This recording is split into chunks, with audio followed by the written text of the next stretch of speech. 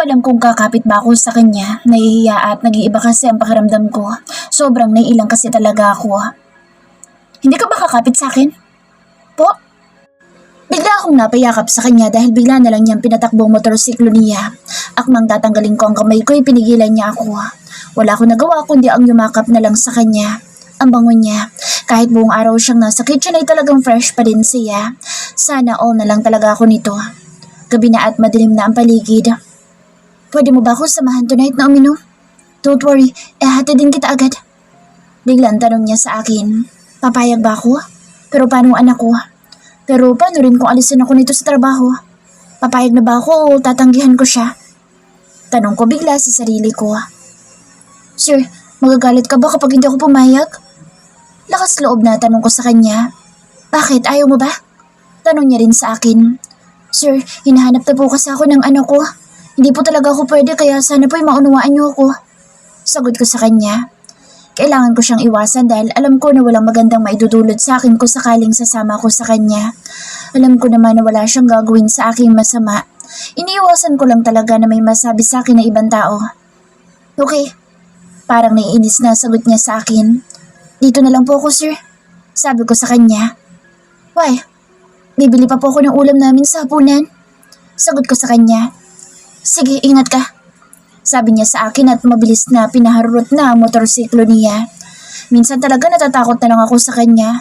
Kung hindi kasi siya seryoso ay masungit naman siya. Bumili nila ako ng lechong manok para sa hapunan namin dahil talagang pagod ang katawan lupa ko ngayon. Hindi ko na nga rin kaya mag-online selling. Sobrang dami kasi na ginawa ko kanina, plus puyat pa ako. Palagi lang naman akong puyat at wala namang bago doon. Kaya pagkatapos namin kumain ay natulog na ako agad. Nagising ako na sobrang sama ng pakiramdam ko pero pinipilit ko pa rin na pumasok dahil sayang ang araw at iinom na lang ako ng gamot. Late na ako sa trabaho at alam ko na magagalit na naman sa akin si chef. Good morning po. Bati ko sa kanya. You're late. Kalmado lang na sabi niya sa akin. Sorry po. Sagot ko sa kanya sabay iwas ng tingin sa kanya. Pinipilit ko ang sarili ko na kumilos ng masigla at normal dahil ayoko magpatalo sa sakit ko pero hindi ko inaasahan na matatapon ko ang isang order ng kare-kare. Nabitawan ko ito dahil biglang kumirot ang ulo ko. Ang tanga mo naman, miss? Gutom na nga kami, maghihintay na naman kami? Galit na sabi sa akin ng babaeng customer. Sorry po, papalitan ko na lang po. Sabi ko sa kanya. Palitan mo talaga kung ayaw mong ipatanggal kita sa boss mo. Tatanga-tanga kasi. Sagaw pa niya ulit sa akin. Kaya nakuha na talaga namin ang atensyon ng mga customer. Biglang lumabas si chef. Kinausap niya na maayos ang customer. Nagulat na lang ako dahil bigla niya akong hinila papasok sa loob ng office niya. Ilang kapalpakan pa ba ang gagawin mo bago ka matuto? Tanong niya sa akin. Sorry po. Nakayukong sabi ko sa kanya. Yan lang ba ang alam mong sabihin? Hindi ko kailangan na sorry mo. Ang gusto ko ay gawin mo ang trabaho mo. Galit na niya sa akin. Tumingin ako sa kanya, talagang nakakaramdam na ako ng pagkahilo hanggang sa tuluyang umikot ang paningin ko. Nagising ako na nakahiga na ako sa kama. Kaagad akong bumangon dahil naalala ko na may trabaho pa pala ako. Nawalan pala ako ng malay kanina. Lalabas na sana ako pero biglang bumukas ang pinto ng opisina ni chef. Hindi ka na sana muna pumasok sa trabaho, sis. Masama palang pakiramdam mo. Sabi ni chef, kainin mo daw ito. Mauna na kami sa'yo, ha? Sabi sa akin ng kasama ko sa trabaho. Salamat. Saad ko sa kanya. Ngumiti lang siya sa akin at lumabas na siya. Humigop naman ako ng mainit na sabaw. At nang maubos ko ito'y lumabas na ako pero laking gulat ko dahil gabi na at wala na ang mga kasamahan ko. Pumasok ako sa loob ng kusina at nakita ko si chef na nagluluto pa rin. Tumikim ako para kunin ang atensyon niya. Kaagad naman siya lumingon sa akin. How's your feeling? Tanong niya sa akin. Okay na po ako. Salamat po at pasensya na po kayo. Nahihiyang sabi ko sa kanya. Bukas huwag ka nang pumasok. Kapag magaling ka na at okay na pakiramdam mo, saka ka pumasok sa trabaho. Pinakaayaw ko is binibigyan niyo ako ng dobleng sakit sa ulo. Sabi niya sa akin. Alam ko naman ang sinasabi niya dahil sakit na nga ako sa ulo sa trabaho ko. Sakit na rin ulit ako sa ulo dahil sa may sakit ako. Huwag ka muna umuwi dahil sabay tayo. Sabi niya sa akin. Hindi na ako naprotesta at hinintay ko na lang siyang matapos sa niluluto niya. Pagkatapos niya ay kaagad naming inilak ang restaurant. Pahawak. Utos niya sa akin sabay bigay ng Tupperware na may laman na ulam. Dahil hawak ko ang Tupperware ay siya na mismo ang naglagay sa ulo ko ng helmet. Hindi ako tumitingin sa kanya dahil masyado siyang malapit sa akin. Alam ko na tapos na niyang ilock ang helmet ko pero hindi pa rin niya inaalis ang kamay niya kaya tumingin ako sa kanya. Sakto lang ba? Hindi ba masikip? Tanong niya sa akin at naamoy ko ang mabango niyang hininga. Tumango na lang ako dahil niisip ko na baka bad breath ako. Inalis na niya ang kamay niya at sumampa na siya sa motor niya. Ako na may kinakabahan na naman. Tuwing aakas na lang ako sa kanya ay talagang kabado ako. Hindi pa nga ako nakakaayos ng upoy, bigla na naman niyang pinaandar ito. Kaya napayakap na naman ako sa kanya. Ewan ko ba pero parang nangaasar na lang talaga siya. Mabilis lang naging biyahe namin. Nakarating na kami agad sa may labasan namin. Sa inyo na yung ulam. Sabi niya sa akin habang tinatanggal ang helmet sa ulo ko. Maraming Hindi ko na natapos ang sasabihin ko dahil bigla na lang niya akong hinalikan sa labi. Literal na nalaki ang mga mata ko sa ginawa niya. Nang mahimas-himasan ako ay wala na siya sa harapan ko. Napahawak na lang ako sa labi ko na nalilito. Sunshine, okay ka lang ba? Tanong sa akin ng kapitbahay ko. Oo, okay lang ako. Sagot ko sa kanya at mabilis akong naglakad pa uwi sa bahay namin. Simula na dumating ako sa bahay ay pakiramdam ko lutang ako. Pakiramdam ko ngay parang mas sumama ang pakiramdam ko. Nakahiga na ako ngayon dito sa silid ko at mahimbing na rin ang tulog ng anak ko. Samantala ako ito dilat na dilat pa rin ang mga mata.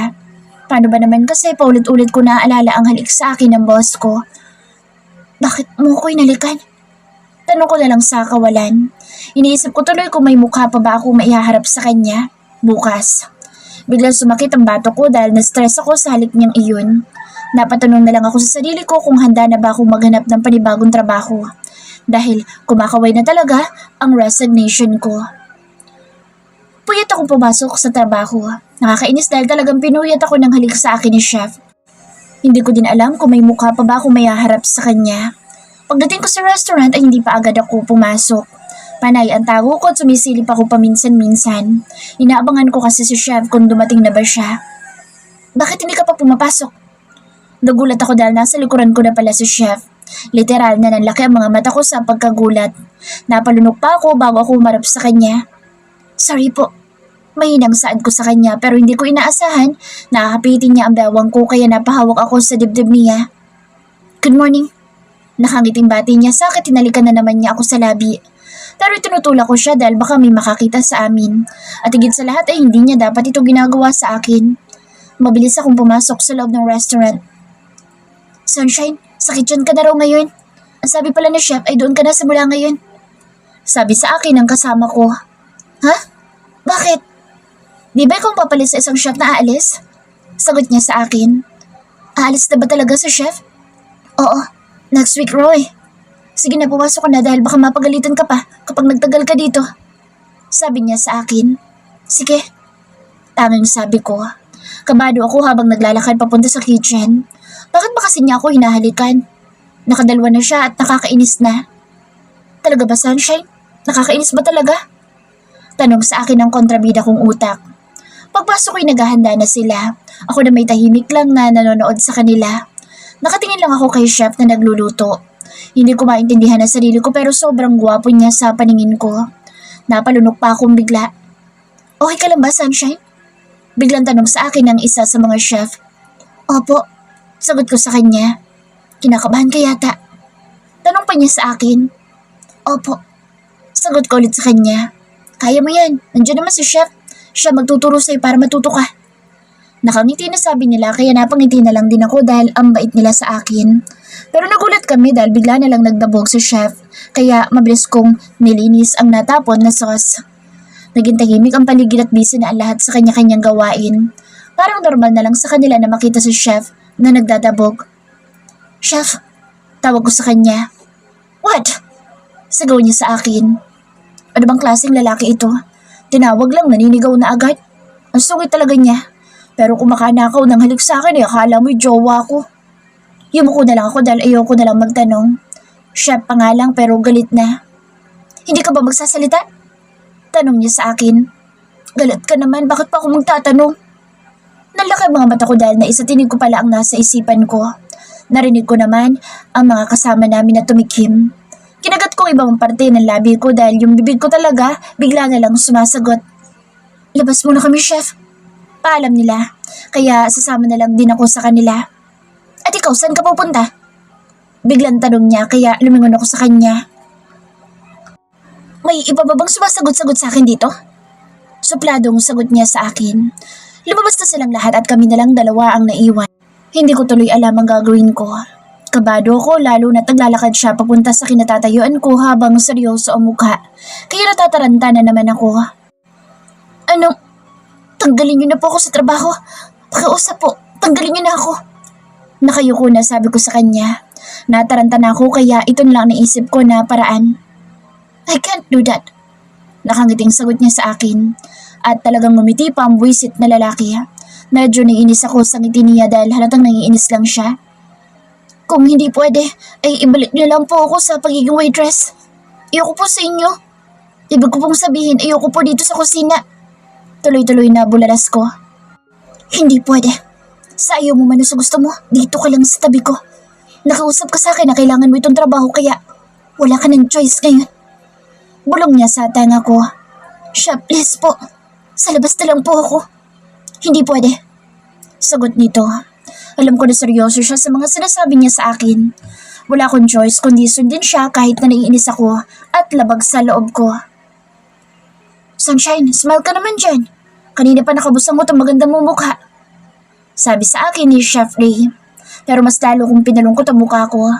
Mas gusto ko na ipakita sa chef na ito na hindi ako masaya sa trabaho ko dito. Mas gugustuhin ko pa na maging tagahugas ng mga plato kaysa magluto na kasama siya. Pero bakit nga ba ayaw ko? Tanong ko rin bigla sa sarili ko. Kasi natatakot ka sa kanya, lalo na't hinalikan ka niya. Pero masarap naman siyang umalik, di ba? Tapos gwapo pa. Tanong sa akin ang kontrabida kong utak. Ang cute mo, Sunshine. Bigla na lang akong kinurot ni Chef Ray sa pisngi. Uy, ikaw Ray ha? Maliligaw ka na ba kay Sunshine? Di ba crush mo siya? Biglang sabi pa ni Chef Tan. Hindi naman sumagot si Chef Ray at tumawa lang ito. Ako na may nakatingin lang sa kanila dahil tuwang-tuwa na sila at talagang nagtatawanan na silang lahat. Maliban na lang kay Chef Xavier. Hindi rin naman ako nakisali sa kanila. Minsan naiisip ko may saltik rin talaga sila. Nagkatinginan lang kami ni Chef Bianca dahil mukhang naiinis na rin siya sa ingay ng mga ito. Hindi pa ba kayo tapos? Seryosong tanong ni Chef Xavier sa kanila. Sorry, Chef. Sabay-sabay na sagot nila. Balitrabaho na ang lahat kaya naging tahimik na naman ang buong restaurant. Dahil may biglang booking kaya kailangan nila magluto para sa 30 katao. Laking pasasalamat ko dahil kahit na medyo mabagal ako ay tama naman ang ginagawa ko. Biglang nag-stand ng 1 oras ang restaurant kaya gabi na talaga ako makakauwi. Nagpaalam ako na tatawag lang ako sa bahay para alam ng mga kapatid ko na late na akong makakauwi. 10:00 na ng gabi at heto ako at nag-aabang ng masasakyan. Medyo mahirap sumakay dahil maulan. Nakauwi na mga kasamahan ko habang ako nandito pa. Ihatid na kita. Biglang sabi sa akin ni Chef. Huwag na po. Sagot ko sa kanya. Ang tigas talaga ng ulo mo. Saad niya sa akin at tinilaran niya akong papasok sa loob ng kotse niya. Ang kulit mo rin. Sabi ko nang wag.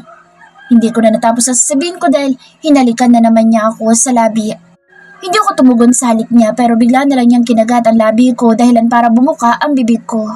Ginalugad niya at hinuli niya ang dila ko. Kiss me back.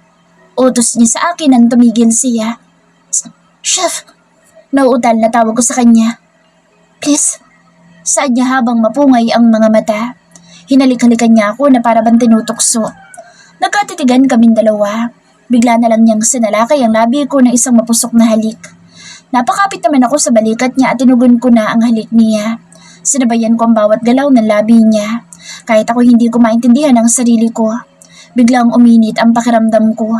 Sobrang lamig sa labas dahil mas lalo lumakas ang buhos ng ulan pero heto ako at sobrang nagiinit lalo na't pumasok ang kamay niya sa loob ng blouse ko. Mahina akong napahalinghing. I want you so bad. Bulong niya sa tanga ko na nagbigay sa akin ng kakaibang kiliti. Hindi ko alam kung ano ba isasagot ko sa kanya. Dito ba sa loob ng kotse mo? Wala sa sarili na tanong ko sa kanya. Chef, bigkas ko sa pangalan niya. Pwede ka nang umatras kung gusto mo. I won't force you. Tanong niya sa akin. Hindi ako sumagot sa kanya at nakatingin lang ako sa gwapo niyang mukha. Nakakaramdam ako ng pagkauhaw tuwing nakatingin ako sa malambot at masarap niyang labi. Chef, wag dito sa kotse. Nahihiya na sabi ko sa kanya. Alam kong gabi na pero may mga dumadaan pa rin kasi ng mga sasakyan. Kaya nakakahiya kapag mapansin nila ang kotse niya na gumagalaw. May mga nakikita kasi ako sa video na ganoon. Literal na umaalog ang kotse kapag may ginagawa sa loob. Okay, let's get out of here. Sabi niya sa akin bago niya binuhay ang makina ng sasakyan. Hawak niya ang kamay ko at panay ang pisil niya sa palad ko. Hindi ko alam kung ano ba ang nag-uudyok sa akin na gawin ito. Sobrang init ang nararamdaman ko at hindi ko na kayang pigilan ang sarili ko. Halik pa lang niya ay kaya na niya akong pasunurin. Mabilis kami nakarating sa isang hotel at kumuha kami ng isang silid. Habang nasa elevator kami ay bigla niya akong siniil na isang mapusok na halik. Kaya napakapit naman ako sa leeg niya. Binuhat niya ako at isinandal sa pader ng elevator. May nararamdaman ako matigas na bumubukol sa harapan niya. Napaungol ako dahil bumaba ang halik niya sa pangako hanggang sa nakarating siya sa leeg ko. Tumigil lang siya nang marinig namin ang tunog ng pagbukas ng elevator. Buhat niya pa rin ako hanggang sa makarating kami sa silid namin. Pagsara pa lang ng pinto, ay kaagad niyang pinapak ang leeg ko. Para siyang uhaw na uhaw. Napaungol ako dahil hindi ko na alam ang nangyayari sa akin. Hindi ko alam kung ano mangyayari sa amin bukas pero wala na akong magagawa dahil ibinigay ko ang sarili ko sa kanya na walang pag-aalinlangan. I shared a hot and steamy night with Mr. Right. A one-night mistake na ginusto ko at hindi ko alam kung ano ang magiging resulta ng ginawa kong ito. Nagising ako na sobrang sakit ng katawan ko. Hindi ko alam kung papasok pa ba ako sa trabaho ngayon. At sinabi kasi sa akin ni Chef na isa lang ay nasundan pa ng dalawa. Marupok akong bumigay din agad. Maliban sa puyat na ako kagabi, masakit din ang nasa pagitan ng mga hita ko at hindi ko alam kung makakalakad ba ako na maayos ngayon. Kinuha ko ang phone ko dahil bala kong magpaalam kay Chef na hindi ako papasok. Pero kaagad na bumungad sa akin ang mga text messages niya. Good morning, babe. How's your feeling? Huwag ka na pumasok ngayon. Reply me when you wake up. Napahawa ako sa dibdib ko dahil bigla na lang bumilis ang tibok ng puso ko. Hindi ito pwede dahil pagkakamali ang lahat. Hindi kami pwede dahil alam ko na may mahal na siya at ayaw ko ng ganito. Kaya buo na ang pasya ko. Iiwasan ko na siya dahil ako din naman ang masasaktan kapag hiniyaan ko itong nararamdaman ko. May anak ka na at hindi ikaw ang nararapat sa kanya. Sad ko sa sarili ko. Tumulo ang mga luha ko dahil kailangan kong tanggapin ang lahat na wala nang saseryoso pa sa akin. Pinilit kong bumangon para puntahan ang anak ko. Good morning, ate. Kumusta ang pakiramdam mo? Ang akala namin hindi ka makakauwi kagabi dahil sobrang lakas na ng ulan. Sa susunod, ate, huwag ka nang umuwi ng madaling araw, ha? Kung may matutulugan ka naman ay doon ka na magstay. Alam namin na inaalala mo si Baby Lucio pero kaya namin siyang alagaan. Sabi sa akin ng kapatid kong si Yen. Oo nga po, ate. Kaysa ang mapuyat ka at mapagod. Mabait naman po ang pamangkin namin ito eh. Dagdag pa ng isa kong kapatid. Bigla ako nakonsensya dahil sa ginawa ko. Alam ko na nahihirapan ng mga kapatid ko sa pag-aalaga sa anak ko at hindi na nga sila nakakapag-enjoy ng dahil sa akin dahil inaalagaan nila ang anak ko. Ate, bakit ka umiiyak? Tanong niya sa akin. Salamat sa inyong dalawa. Hindi ko alam kung paano na lang ako kung wala kayo. At pasensya na kayo kung hindi nyo nagagawa ang mga gusto nyo. Sabi ko sa kanila. Kasi ate, ginagawa mo rin naman ang lahat para sa amin kaya tutulungan ka namin sa paraan na alam namin. Huwag ka nang umiyak, ate. Mahal na mahal ka namin. Malambing na sabi sa akin ng bunso kong kapatid. Mahal na mahal ko rin kayo. Darating ang araw na makakaahon din tayo sa hirap at magiging okay ang buhay natin. Nakangiting sabi ko sa kanila at niyakap ko sila. Ate, may mga pagkain pala na dumating kanina. Galing po yata sa trabaho mo. Sabi sa akin niyan. Nagulat naman ako sa sinabi nila kaya mabilis akong pumunta sa may lamesa at tama nga sila. Galing nga sa restaurant ang mga ito. Wala sana akong balak na mag-reply sa kanya pero dahil dito sa mga pagkain ay napareply akong bigla. Chef, bakit pa po kayo nagpadala ng mga pagkain? Hindi niyo na po dapat ito ginagawa. Halos mabitawan ko ang phone ko dahil bigla na lang siyang tumawag sa akin. Napatingin sa akin ng mga kapatid ko kaya napalunok naman ako dahil kinakabahan akong sagutin. Kagabi lang siya mabait dahil alam ko na galit na naman ito ngayon. Huminga ako ng malalim bago ko sinagot ang tawag niya. Hello po. Kinakabahan na sagot ko sa tawag. Kakagising mo lang ba? Kumusta ang pakiramdam mo? Hindi mo ba nagustuhan ang mga pinadala ko? May iba ka bang gustong kainin? Sunod-sunod na tanong niya sa akin. Chef, okay lang po. Hindi niyo na po sana ito ginawa. Hindi niyo po kailangan na gawin ito. At kung okay lang po sa inyo, ipabigyan niyo na po ako na maging server na lang ulit. Hindi ko pa po kasi talaga kaya sa kitchen. Sabi ko at ibinaba ko na ang tawag. Mabilis ko ding ini-off ang phone ko para hindi na siya tumawag pa. Ngayon na gusto ko nang kalimutan na nangyari sa amin. Marami ang mga pagkain at binigyan ko ang kapitbahay namin. Pagkatapos ay natulog ako ulit dahil inaantok pa talaga ako. Bala ko ding maglaba mamayang hapon kaya iidlip na muna ako ngayon. Pero kakapikit ko pa lang yata ay bigla na lang ako nagising dahil sa ingay sa labas. Bumangon ako at paglabas ko sa silid ko ay bumungad sa akin ang gwapong mukha ni Chef. Anong ginagawa mo dito? Nauutal na tanong ko sa kanya. Binibisita ka? Medyo suplado na sagot niya sa akin. Ate, siya pala ang boss mo? Ang gwapo niya, sir. Nakangiting sabi ng kapatid ko. Really? Gwapo ako? Tanong niya sa kapatid ko. Opo, di ba ate gwapo siya? Biglang tanong sa akin ng kapatid ko kaya pinanlakihan ko siya ng mga mata pero tumawa lang ito. Tumingin naman ako kay Chef at ang lawak ng ngiti niya. Feel niya talaga na pinupuri siya ng mga kapatid ko. Sakto lang naman ako, gwapuhan niya. Mas gwapo pa rin si Samuel. Biglang sabi ko. Nakita ko na umigting ang panga niya at halatang galit sa sinabi ko. Pero wala akong pakaalam. Baka mamaya kapag sinabi ko na gwapo siya, isipin pa niya na may gusto ako sa kanya. Wala nga ba, Sunshine? Tanong ko rin bigla sa sarili ko. Pasalamat ka't kuya ko yun dahil kung ibang lalaki ang pinuri mo, malalagot ka sa akin. Paparusahan kita hanggang sa hindi ka makalakad. Bulong niyang bigla sa tenga ko. Nanigas naman ako sa kinatatayuan ko dahil sa narinig ko sa kanya pero bigla na lang itong tumawa kaya sa sobrang inis ko'y pumunta ako sa kusina para maghugas na lang ng mga hugasin at para itago rin ang pamumula ng pisngi ko dahil sa hiyang-hiya ako. May problema ba? Tanong niya sa akin. Alam mo ang sagot dyan sa tanong mo? Hindi ko alam. Pagkakamali lang nangyari sa atin kagabi. Sabi ko sa kanya. Pagkakamali? Ginusto natin yun at hindi pagkakamali. Sabi niya sa akin, please, Chef, gusto ko nalang kalimutan ang lahat. Sana'y ganoon ka rin kasi may girlfriend ka, di ba? Empleyado mo ako at hindi dapat natin ginagawa iyon. Pagkakamali lang talaga nangyari sa ating dalawa. Kaya sana huwag mo kong kausapin. Kumilos na lang tayo bilang empleyado at boss. Sabi ko sa kanya, shit. Ngayon ang mura niya at umalis sa likuran ko. Narinig ko siyang nagpaalam sa mga kapatid ko. Pinakaramdaman ko lang siya. Alam ko na lumingon muna siya sa akin bago siya tuluyan lumabas sa bahay namin. Tingin ko ate, gusto ko ni Chef. Bagay naman po kayo eh. Maganda ka at gwapo naman siya. Sabi sa akin ng kapatid ko. Hindi niya ako gusto. At isa pa hindi kami bagay. Hindi porkat maganda ako o gwapo siya, ibagay na kami. Laging yung tatandaan na mahirap pumasok sa mundo na hindi natin nakasanayan.